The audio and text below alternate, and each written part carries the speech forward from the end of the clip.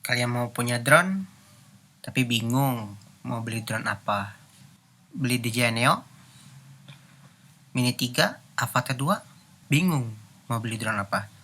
Tenang, kalian wajib tunggu di tanggal 14 Januari 2025.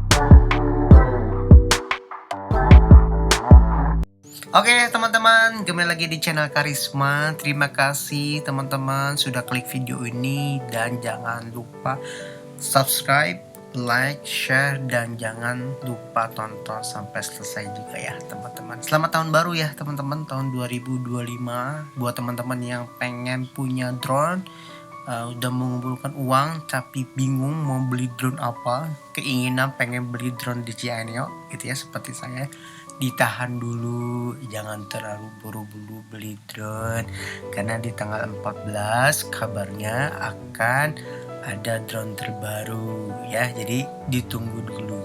Nah saya juga pengen penasaran nih drone-nya seperti apa. Nah kalau bentuknya itu sudah kelihatan gitu, udah karena udah banyak diposting di media sosial, bentuknya bisa dilipat teman-teman. Cuman mengetahuinya bahwa drone flip ini seperti apa, apakah bisa aerial, apakah bisa APP sama kayak drone DJI Neo, apakah lebih bagus dari DJI Neo? Ya tentu saja ya, namanya fitur drone ya tentu saja yang namanya drone terbaru pasti akan lebih bagus dibandingkan drone DJI Neo ya teman-teman. Jadi teman-teman sabar, jangan dulu cepet-cepet punya drone DJI Neo. Ya pastinya si drone flip ini pasti akan lebih bagus daripada DJI Neo ya teman-teman. Nah oke, kita akan membahas kelebihan dan kekurangan setelah saya pemakaian selama 4 bulan ini ya teman-teman. Oke, kita bahas dulu tentang kelebihan. Nah, kelebihan drone DJI Neo ini tentu saja bisa aerial, bisa APP, bisa vertical shooting, bisa pakai remote RCN3, RC2, dan juga goggles 3, N3, dan juga RC3 APP ya, dan juga menggunakan kontrol 3 ya, joystick kayak gitu ya teman-teman. Nah bisa aerial juga ya.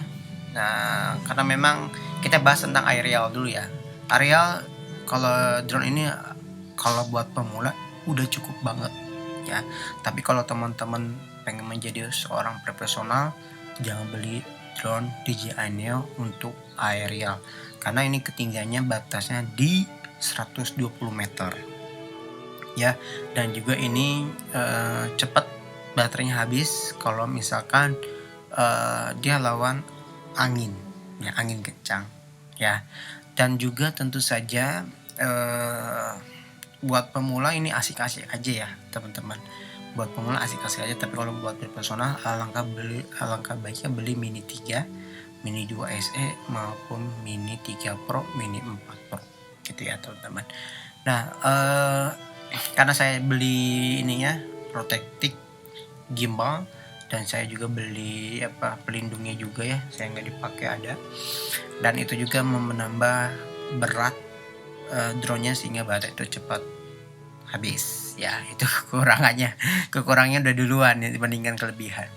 Nah masalah tentang APP sekarang, APP karena saya belum coba ya teman-teman, belum coba mode APP, pengen merasakan juga karena memang masalah budget nih, belum ada budgetnya, karena saya juga menunggu nih goggles N3 kapan di Indonesia guys, kapan ya, karena cukup lama juga ya di Indonesia, dan kabarnya harganya di 3.600.000, cuman kalau di Indonesia kayak nggak 3.600.000 tuh ya, paling juga 5 juta udah termasuk remote, termasuk joystick ya, joystick ini ya.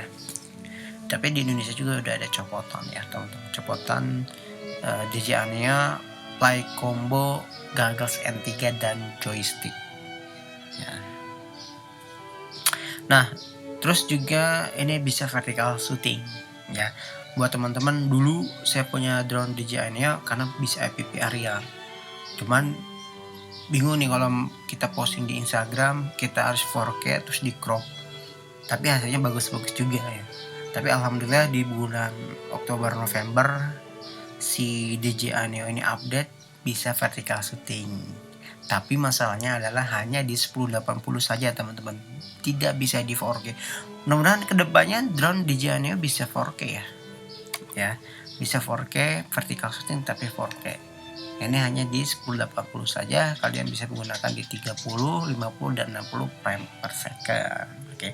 Tapi kualitasnya oke aja, bagus, jernih gitu, kelihatannya bagus, jernih dan oke. Jadi gambarnya itu nggak pecah, teman-teman. Oke. Nah, itu kelebihan dari drone DJI Neo, bisa FPV, aerial dan vertical shooting. Nah sekarang kekurangannya, ini banyak banget kekurangannya yang saya pakai selama 4 bulan ini ya teman-teman. Yang pertama, drone gak kuat angin kencang.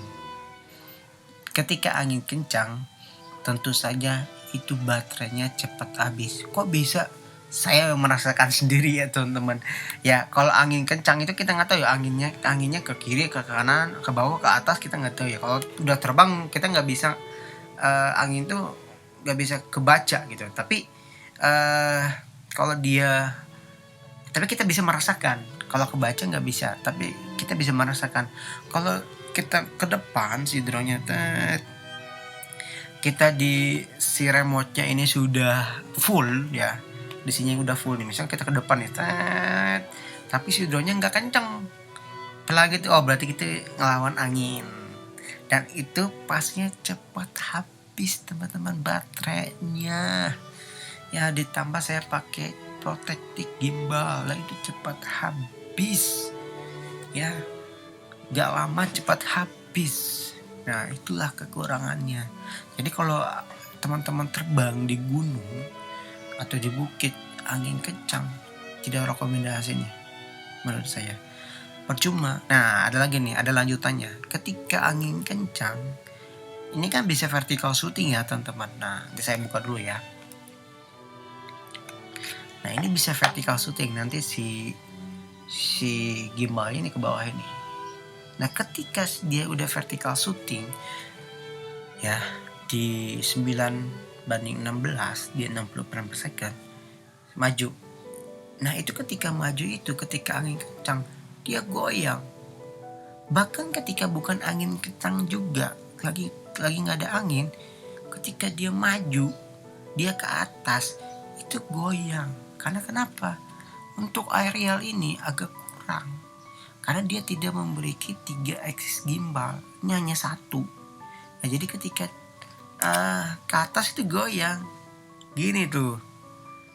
Jadi sayang banget vertical shooting. Kita akan terbang di 120 meter misalkan, jaraknya di 100-200 meter misalkan, ini nggak bisa, goyang, baik vertical shooting maupun 4K juga ya. Soalnya 4K ke bawahin, kita mau panning ke kiri nih, itu pasti goyang. Nanti drone-nya gini nih, ke kanan gini nih, miring gitu.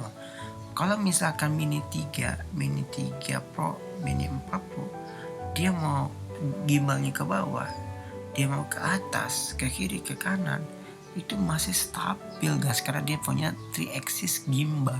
Kalau si drone DJI Neo tidak, hanya 1. Maka dari itu, itulah kekurangan drone DJI Neo ya teman-teman. Terus juga saya pernah terbangkan drone di malam hari guys. Nah ini sebenarnya tidak rekomendasi terbang drone menggunakan DJI Neo. Saya pernah pulang job atau daerah Kota Bogor, di flyover terbaru di Air Mancur, kelihatan Gunung Salak kalau nggak salah. Itu maghrib di sekitaran jam 6 kurang. Itu kelihatannya bagus tuh kan. Ketika saya nyampe di sana, pulang lewatin di situ, itu banyak orang yang naik motor pada berhenti. dia bikin video foto di situ momennya bagus karena ada siluet yang mungkin bagus juga kalau di foto. Nah akhirnya saya mau coba untuk terbangkan drone. Ini drone yang saya punya menggunakan drone DJI hampir terjadi crash. Inilah video berikutnya. Tidak rekomendasi terbang drone DJI Neo malam hari, padahal sudah lock GPS.